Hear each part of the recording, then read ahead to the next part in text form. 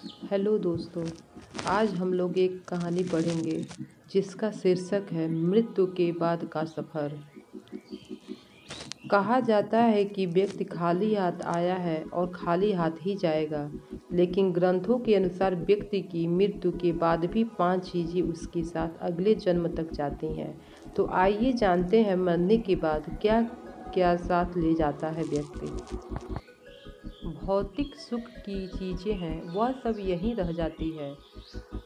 अमर पुराण, वेद और बाकी धर्म ग्रंथ को देखा जाए तो उनमें स्पष्ट बताया गया है कि व्यक्ति की मृत्यु के बाद भी कुछ चीज़ें उसके साथ अगले जन्म तक जाती हैं। कुछ चीज़ें ऐसी हैं जिनका भुगतान व्यक्ति के अगले जन्म में भी करना पड़ता है। तो आइए जानते हैं ऐसी कौन सी 5 चीज़ें हैं जो मरने के बाद भी व्यक्ति के साथ जाती हैं। पहला चीज है ज्ञान। ज्ञान व्यक्ति को भीड़ में सबसे अलग करता है। ज्ञान के बल पर आप अपनी एक अलग पहचान और अलग लोगों पर छाप छोड़ने में कामयाब रहते हैं। इसलिए अपनी मृत्यु से पहले आप जितना ज्ञान ले लेंगे वह आपके बहुत काम आएगा। दरअसल ऐसी मान्यता है कि जीवित रहते हुए व्यक्ति जो गुण सीख लेता है वह उसके साथ मृत्यु के बाद भी जाते हैं। इसलिए अपना समय खुद को अच्छा ज्ञान और गुण सीखने में व्यस्त करें। श्री गीता में भी इस बात का जिक्र किया गया है कि ज्ञान और दान कभी नष्ट नहीं होते। दूसरी चीज है वासना। ग्रंथों के अनुसार अगर किसी चीज को पाने की चाहत रखते हैं और वह चीज़ व्यक्ति को न मिले तो मृत्यु के बाद भी उस चीज़ की वासना उसका पीछा नहीं छोड़ती। सांसारिक सुखों की चाहत रखना वासना ही है। वासना को लेकर विष्णु पुराण में एक कथा भी मौजूद है। राजा भरत को अपने हिरण के बच्चे से बहुत प्यार था।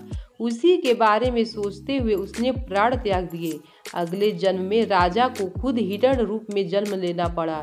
इसलिए कामना और वासना को अपने मन में हावी नहीं होने देना चाहिए। साथ ही किसी भी चीज को लेकर अधिक मोह माया नहीं होनी चाहिए। तीसरी चीज है कर्म। गीता में कहा गया है कि मनुष्य जीवन बिना कर्म के संभव नहीं है। हर पल मनुष्य अच्छे या बुरे कर्म करता है।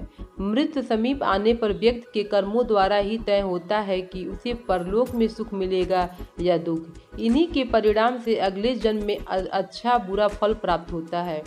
कर्म 7 जन्मों तक व्यक्ति का पीछा नहीं छोड़ते हैं। इसका एक उदाहरण महाभारत में भी मौजूद है।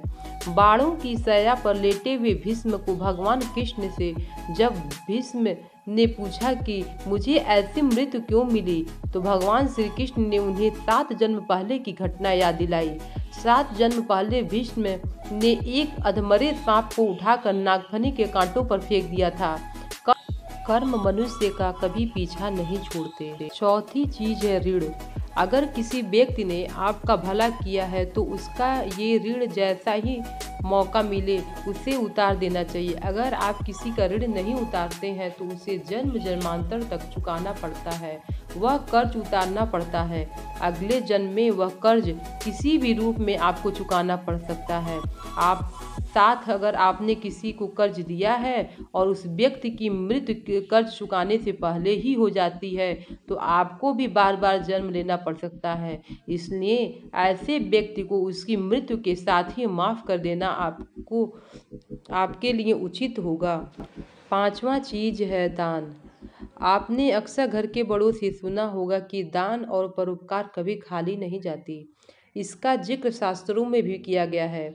जीवन में अगर कोई अपरिचित व्यक्ति आपकी मदद करता है इसका अर्थ है कि वह पिछले जन्म में आपके द्वारा किए गए दान और परोपकार को चुका रहा है। इसलिए दान पुण्य करते रहना चाहिए। यह व्यक्ति की मृत्यु के बाद भी इसके साथ जाते हैं।